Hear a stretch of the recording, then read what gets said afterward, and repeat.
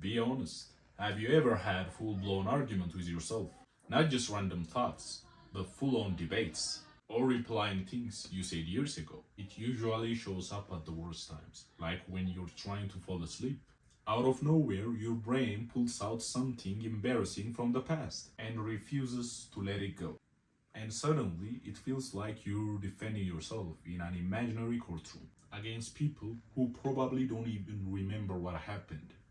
It's not just at night, it can pop up while you make your bed or even while walking down the street. Suddenly, you're in the middle of a fake argument with someone who doesn't even exist. Nobody else can see it happening, but in our heads, it feels so real. It's funny because everyone does this, but nobody really admits it out loud. Sometimes it's uplifting. You become your own best friend, giving yourself little motivational speeches to push through. Other times, it turns critical. The mind digs up old mistakes, replying them over and over, like an uninvited roast session. And then there are the fake interviews. You imagine yourself on a podcast or answering deep questions like you're world famous. For some people, even shampoo bottles in the shower have been silent audience to imaginary award speeches. It's universal. At some point, everyone has practiced argument with a boss or a teacher or even a crush. It's like having an inner stage where we perform daily. The truth is, people talk to themselves because it's the brain's way of sorting things out. When stressed, the mind bounces ideas back and forth until things make sense. You understand? Before facing something intimidating, it builds courage with mental pep talks. It is basically a built-in life coach. Kids even do it out loud while playing or tying their shoes. As adults, it usually goes silent, but it never really disappears. And the experience is not the same for everyone. Some people hear a clear inner voice, almost like a narration. Others think in images, flashes, or feelings. No matter the form, it's all part of how the brain processes and organizes life. And of course, not all inner conversations are serious. Sometimes they get entertaining, like winning imaginary arguments that never really happened.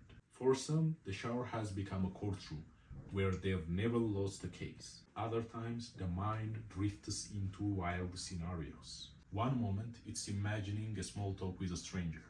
The next, it's creating an alternative reality where you are rich, famous, or living your dream life. And then there is pure randomness, like brushing your teeth and suddenly thinking, what if dinosaurs were still around? Before long, you're planning survival strategies for an apocalypse that isn't happening. It's like having a private streaming service where you are the writer, the director, the actor, and the audience. Nobody else sees it. And even if you try to explain, nobody can understand it in the way you experience it fully. Talking to yourself is not weird. It's one of the ways we navigate through our life. It's part of planning, organizing our life. And sometimes it's even self-correction of ourselves.